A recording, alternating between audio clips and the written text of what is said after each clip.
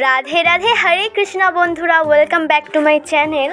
আজকে বঞ্জি আরে ওদের ঘর চলে যাচ্ছিল, কতগুলো ব্যাগ বেরিয়েছে দেখো। আর এখানে বঞ্জি কাঁদছিল।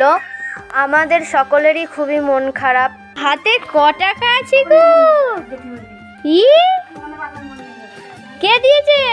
টোটো ভাড়া 10 টাকা। বঞ্জি বাড়ি চলে যাচ্ছিল বলে জেঠিমা আরে ওকে পয়সা দিচ্ছিল।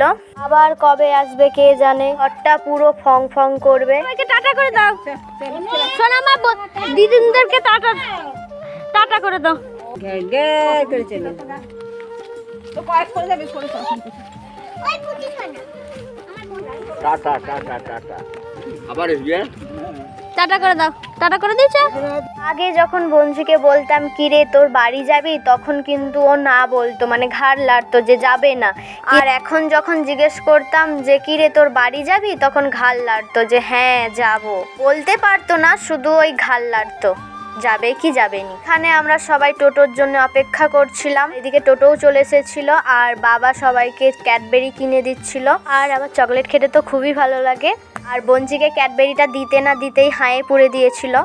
বঞ্জিকে টোটোতে বস করিয়ে দিয়েছিলাম। আমাদের ঘরের মধ্যে ওই ছিল সবচেয়ে ছোট, আর ও চলে যাচ্ছে, ফাঁকা হয়ে যাচ্ছে আমাদের বাড়িটা। সোনামা, সোনামা কুকি, সোনামা কুক কুকি।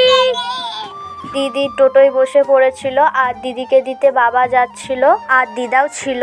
বাবা সাইকেলে করে যাচ্ছিল কারণ বাবাকে আবার ফিরতে হবে। তো আজকের মতো ভিডিওটা এখানেই শেষ করছি, টাটা।